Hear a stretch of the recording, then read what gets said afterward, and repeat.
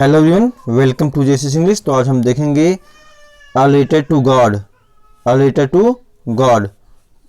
ठीक है।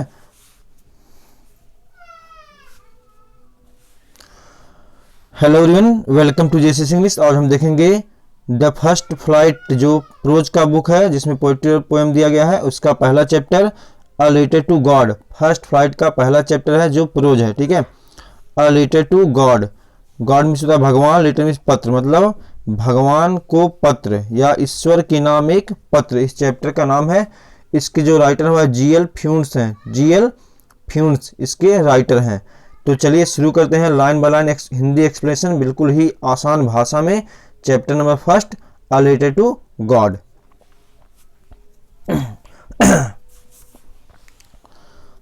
Before you read, यहाँ आपको पढ़ने से पहले कुछ लाइनें दी गई हैं। दे से फेथ कैन मूव माउंटेन्स, मतलब वे कहते हैं कि लोग कहते हैं कि विश्वास जो होता है वह पर्वत को भी हिला सकता है। But what should we put our faith in, लेकिन हमें अपने विश्वास को किसमें रखना चाहिए या कहाँ लगाना चाहिए। This is the question this story dedicated poses, और यही एक प्रश्न है जो इस कहानी में हमें समझाया गया है या बताया गया है कि हमें उस विश्वास को कहाँ बनाना चाहिए। लेंचो इज ए फार्मर, तो इस कहानी में एक लेंचो है जो क्या है, किसान है। Who writes a letter to God, जो भगवान के नाम पत्र लिखता है। When his crops are ruined, जब उसके फसल जो है नष्ट हो जाते हैं, बर्बाद हो जाते हैं, तो वह भगवान को पत्र लिखता है। आस्किंग फॉर 100 पीसोज, तो वह 100 पीसोज मतलब 100 पैसे। ठीक है, पीसोज वहाँ की करेंसी है, तो 100 पैसे वह मांगता है। Does Lencho's letter reach God, क्या लेंचो का पत्र जो है भगवान के पास पहुंचता है। Does God send him the money, क्या भगवान उसको पैसे भेजते हैं। Think what your answer to these questions would be, सोचिए कि आपका जो उत्तर होगा इन प्रश्नों का उत्तर क्या होगा। एंड गेस, और अनुमान लगाइए। हाउ द स्टोरी कंटिन्यू, कैसे ये कहानी चलेगी। Before you begin to read it, इसको पहले पढ़ने से पहले आप अनुमान लगाइए ये कहानी किस तरह से चलेगी। क्या भगवान लेंचो को पत्र मिलेगा, या भगवान लेंचो को पैसा भेजेंगे या नहीं भेजेंगे। तो इस कहानी में एक जो है किसान है जिसका नाम है लेंचो, तो लेंचो के बारे में ही इस पोएम में, इस जो है प्रोज में दिया गया है लेंचो के बारे में। तो चलिए हम सीधे अब लाइन बाय लाइन एक्सप्लेनेशन देखते हैं, शुरू करते हैं चैप्टर। चलिए देखते हैं शुरू से। The house the only one in the entire valley set on the crest of a low hill. देखिए, द हाउस मतलब मकान, द ओनली वन मतलब केवल एक, इन द एंटायर मतलब संपूर्ण, वैली मीन्स घाटी में, संपूर्ण घाटी में केवल एक मकान। सेट मतलब स्थित था, ऑन द क्रेस्ट मतलब चोटी पे, ऑफ ए लो हिल मतलब निचली पहाड़ी के। क्या कि द हाउस वह मकान जो निचली पहाड़ी के चोटी पर स्थित था, संपूर्ण घाटी में एक था। क्लियर है। देखिए, वह मकान जो निचली पहाड़ी के चोटी पर स्थित था, संपूर्ण घाटी में एक था। ठीक है, मतलब एक पहाड़ी है जो नीचे पहाड़ी पे एक मकान है। ठीक है, वह पूरे संपूर्ण घाटी में क्या है, अकेला है। फिर आगे कहा कि from this height one could see the river and the field of ripe corn dotted with the flowers that always promised a good harvest. ठीक है, यहां तक देखिए। करा फ्रॉम इस से, दिस हाइट मतलब इस ऊंचाई से, यानी उसके घर की ऊंचाई से। ठीक है, फ्रॉम दिस हाइट इस ऊंचाई से, वन कुड सी मतलब कोई भी देख सकता था, द रिवर क्या देख सकता था, नदी को, and the field of ripe corn और फील्ड यानी खेतों को, ऑफ राइप मतलब पके हुए कॉर्न मीन्स अनाज से, अनाज पके हुए अनाज के खेतों को, डॉटेड विथ मतलब लदे हुए, विथ फ्लावर यानी फूलों से, फूलों से भरे हुए पके हुए अनाज के खेतों को और नदियों को कोई भी देख सकता था। क्लियर है, फिर से देख लीजिए। फ्रॉम दिस हाइट इस ऊंचाई से, वन कुड सी कोई भी देख सकता था। ठीक है, कोई भी फूलों से भरे हुए या फूलों से लदे हुए पके हुए अनाज के खेतों को और नदियों को देख सकता था। क्लियर है। उसके आगे देखिए, दैट जो ऑलवेज हमेशा, प्रॉमिस्ड मतलब वादा करते थे, अ गुड हार्वेस्ट मतलब एक अच्छी फसल का, जो हमेशा एक अच्छी फसल का वादा करते थे। यहाँ कहने का मतलब है जो हमेशा एक अच्छी फसल देते थे। ठीक है, क्लियर है, आगे बढ़ते हैं। चलिए, the only thing the earth needed was a downpour और एट लीस्ट ए शावर। देखिए, द ओनली मतलब केवल एक, थिंग्स मतलब चीज, मतलब केवल एक चीज, द अर्थ यानी पृथ्वी को, नीडेड मतलब जरूरत थी, मतलब पृथ्वी को केवल एक चीज की जरूरत थी, वो क्या थी, वाज ए डाउनपोर। डाउनपोर मतलब होता है कि मूसलाधार बारिश, मतलब बहुत तेज की बारिश, या एटलीस्ट मतलब कम से कम, ए शावर मतलब एक बौछार। मतलब देखिए, फिर से देखिए, क्या कि पृथ्वी को केवल एक चीज की जरूरत थी, एक बौछार, मतलब मूसलाधार बारिश की, या कम से कम एक बौछार की। मतलब लेंचो का जो फसल है वह पूरी तरह से पक चुके हैं, और इस फसल को आगे बढ़ने के लिए एक कम से कम बारिश की आवश्यकता थी। अगर मूसलाधार बारिश नहीं हो रही है तो कम से कम एक बौछार की आवश्यकता थी। ठीक है, क्लियर है, आगे बढ़ते हैं। Through out the morning Lencho who knew his fields intimately had done nothing else but see the sky towards the north east। चलिए देखते हैं। थ्रू आउट मतलब होता है कि पूरे, ठीक है, द मॉर्निंग मतलब पूरी सुबह, ठीक है, पूरी सुबह, लेंचो पूरी सुबह लेंचो, अब लेंचो के बारे में बता रहा, हु न्यू जो जानता था, हिज फील्ड्स मतलब अपने खेतों को, इंटीमेटली मतलब बहुत ही क्लोजली, बहुत ही घनिष्ठ रूप से, लेंचो जो अपने खेतों को बहुत घनिष्ठ रूप से जानता था। यहाँ कहने का मतलब कि लेंचो दिन रात जो है खेतों में काम कर रहा है, तो उसे अपने खेतों के बारे में पता है कि कब क्या चाहिए। तो ये कह रहा कि पूरे सुबह लेंचो जो अपने खेतों को घनिष्ठ रूप से जानता था या बहुत ही नजदीकी से जानता था, हैड डन नथिंग उसने कुछ नहीं किया, ठीक है, नथिंग एल्स बट सिर्फ जो है, सी मतलब देखा, द स्काई मतलब आसमान की ओर, टुवार्ड मतलब की ओर, द नॉर्थ ईस्ट केवल उत्तर पूरब की ओर आसमान में देखा। क्लियर है, फिर से देख लीजिए, कहीं जाने की आवश्यकता नहीं है। थ्रू आउट द मॉर्निंग पूरे सुबह लेंचो जो, ठीक है, जो अपने खेतों को नजदीक से या घनिष्ठ से जानता था, हैड डन नथिंग एल्स कुछ भी नहीं किया, सिर्फ जो है उत्तर पूरब की ओर आसमान में देखा। क्लियर है, चलिए आगे बढ़ते हैं। With A satisfied expression he regarded the field of ripe corn with its flower draped in A curtain of rain. चलिए देखते हैं। विथ मतलब के साथ, सेटिस्फाइड मतलब संतुष्टि के, एक्सप्रेशन मतलब भाव के साथ, संतुष्टि के भाव के साथ ही मतलब उसने, रिगार्डेड मतलब देखा, ठीक है, the field of ripe corn मतलब पके हुए अनाज के खेत को, विथ इट्स फ्लावर मतलब उसके फूलों के साथ, ठीक है। तो कह रहा कि फूलों से लदे हुए या फूलों के साथ पके हुए अनाज के खेत को लेंचो ने देखा। किससे देखा?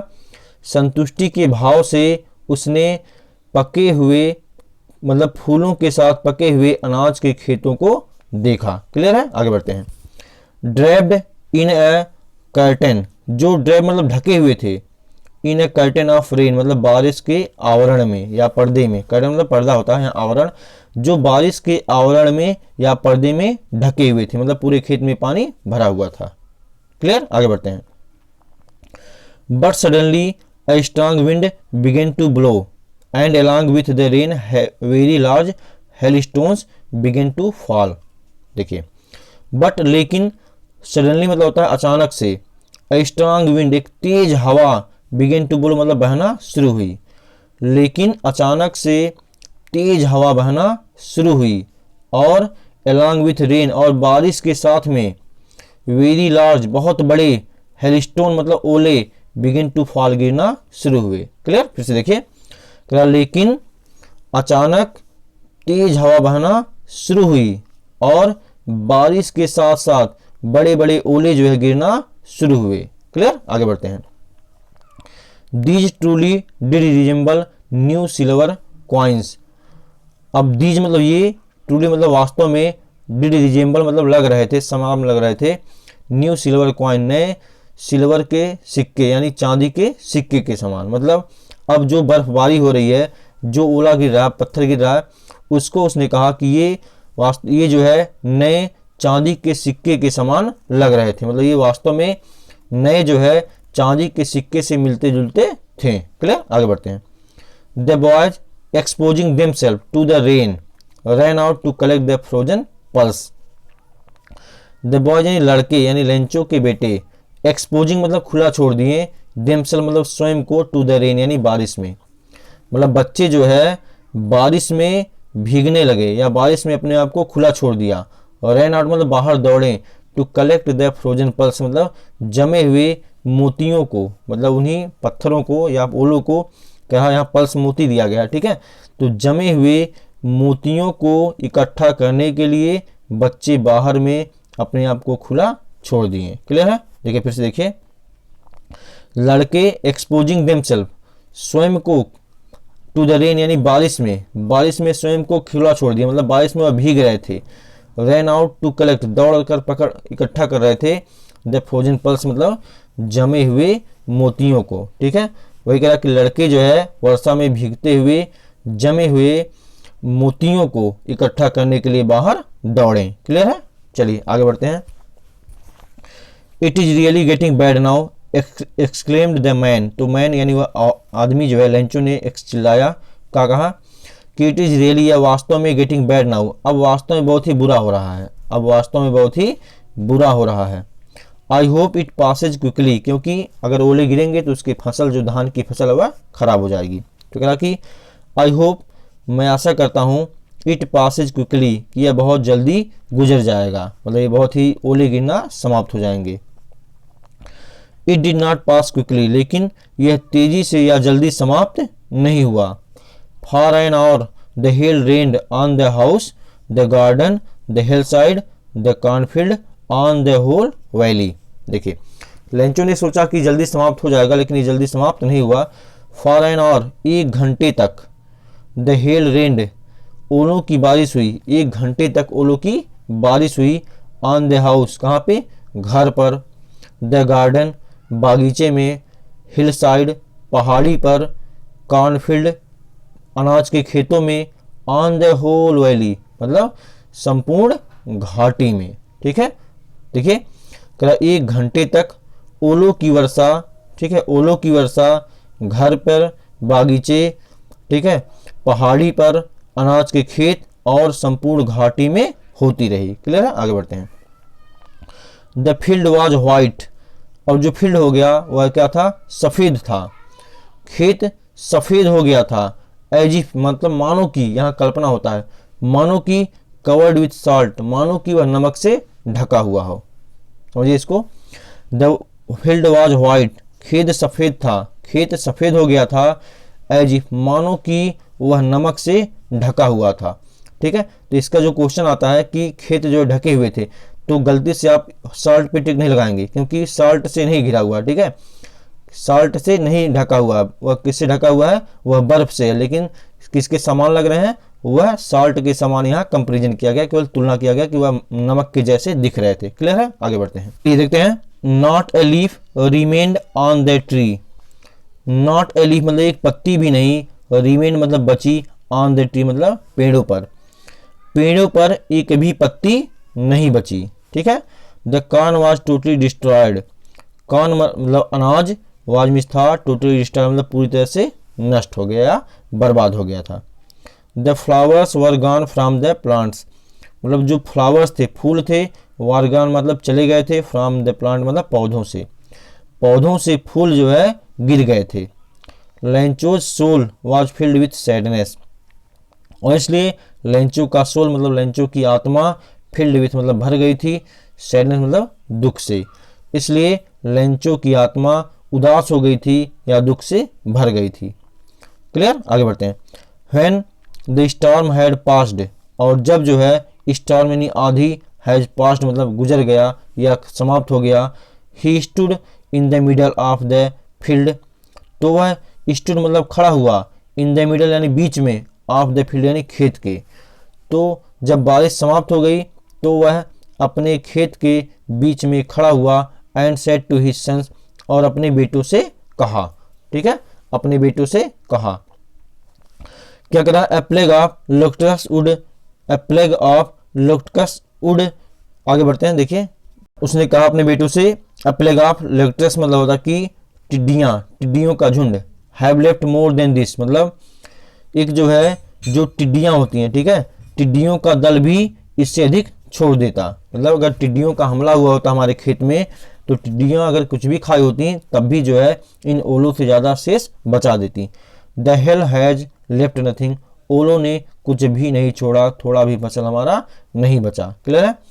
This year we will have no corn, और इस साल हमारे पास कोई अनाज नहीं होगा। That night was a sorrowful one, और वह रात जो है एक भयानक रात थी या एक दुख भरी रात थी। All our work for nothing, मतलब हमारा सारा काम जो है, सारा मेहनत हुआ है, फॉर नथिंग मतलब व्यर्थ हो गया, मतलब हमारी सारी जो वर्क था या जो काम था वह व्यर्थ हो गया। देयर इज नो वन, कोई नहीं है, हु कैन हेल्प अस, जो हमारी सहायता कर सके, कोई नहीं है जो हमारी सहायता कर सकता है। We shall all go hungry this year, हम सभी इस साल भूखे रह जाएंगे या हम सभी इस साल भूखा रहना पड़ेगा। क्लियर है। तो देखिए यहाँ पे, देखिए यहाँ पे लेंचो है, ठीक है, यही लेंचो है आपका, एक किसान है और ये इसके फील्ड है, खेत हैं जो बर्फ से ढक चुके हैं या उसके पूरे फसल नष्ट हो गए हैं। और यहीं पे लेंचो जो है कह रहा है कि अगर लोक्टस मतलब टिड्डियों का दल का हमला हुआ होता फिर भी वह कुछ न कुछ फसल छोड़ देते, लेकिन जो ओलों की बारिश हुई है या ओले हुए हैं इन्होंने इसकी फसल को कुछ भी नहीं छोड़ा, और इस साल इन सबको क्या रहना पड़ेगा, भूखा रहना पड़ेगा, क्योंकि कोई ऐसा नहीं जो इनकी सहायता कर सकता है। क्लियर है। चलिए आगे बढ़ते हैं कि but in the hearts of all who lived in that solitary house in the middle of valley there was a single hope, help from God. देखिए क्या कि बट लेकिन, इन द हर्ट्स मतलब हृदय में या दिलों में, ऑफ ऑल मतलब सभी के, लेकिन सभी के दिलों में, हु लिव्ड जो रहते थे, इन दैट मतलब उस सोलिटरी मतलब एकांत, हाउस यानी घर में, मकान में, इन द मिडल मतलब बीच में, ऑफ द वैली घाटी के। क्लियर है। चलिए देखिए क्या कि लेकिन उन सभी के दिलों में जो घाटी के मध्य घर में एकांत रहते थे, ठीक है, लेकिन उन सभी के दिलों में जो घाटी के मध्य मकान एकांत मकान में रहते थे, there was a single hope, केवल एक जो है उम्मीद थी। मतलब वही कह रहा कि उन सभी के हृदय में जो उस एकांत वैली के बीच में एकांत घर में स्थित हैं या रहते थे, there was a single hope, उनके हृदय में एक आशा थी, एक आशा थी, क्या थी, हेल्प फ्रॉम गॉड, भगवान से सहायता, उनकी उम्मीद क्या थी, भगवान से सहायता। ठीक है आगे बढ़ते हैं। Don't be so upset even though this seems like a total loss, remember no one dies of hunger. तो लेंचो ने कहा कि डोंट बी मत हो, सो अपसेट मतलब अधिक परेशान ना हो, ठीक है, अधिक परेशान ना हो, ठीक है, इवन दो हालांकि, दिस सीम्स ऐसा लगता है, लाइक ए टोटल लॉस कि पूरा समाप्त हो गया है, ठीक है, मतलब उदास मत हो, ऐसा लगता है कि, हालांकि यहाँ ऐसा लगता है कि हमारा जो है पूरा समाप्त हो गया है। रिमेंबर लेकिन याद रखो, no one dies of hunger, कोई भी भूख से नहीं मरता है, ठीक है, कोई भी भूख से नहीं मरता है, ठीक है, मतलब उसने कहा कि घबराओ मत, हालांकि हमारा पूर्ण विनाश प्रतीत होता है कि हमारा सब नष्ट हो गया है, लेकिन याद रखो कि कोई व्यक्ति जो है भूख से नहीं मरता है, ठीक है। That's what they say, no one dies of hunger, ठीक है, दैट्स व्हाट यही तो, दे से वे कहते हैं, यही तो लोग कहते हैं कि कोई भूख से नहीं मरता, मतलब उसकी पत्नी ने इस बात को दोहरा दिया कि हाँ यही भी लोग भी कहते हैं कि कोई भी भूख से नहीं मरता है। क्लियर आगे बढ़ते हैं।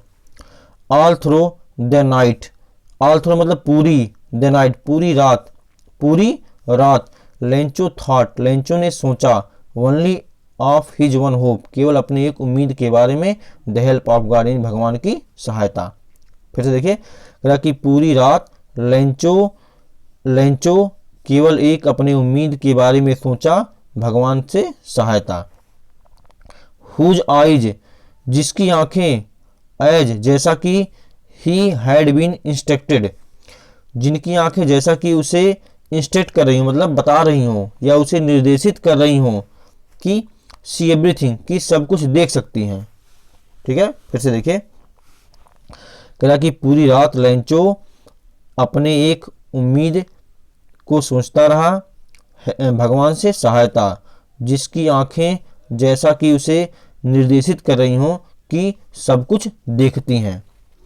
इवन व्हाट, भले ही, is deep in one's conscience, भले ही किसी के गहरे कंसाइंस मतलब अंतरात्मा में हो।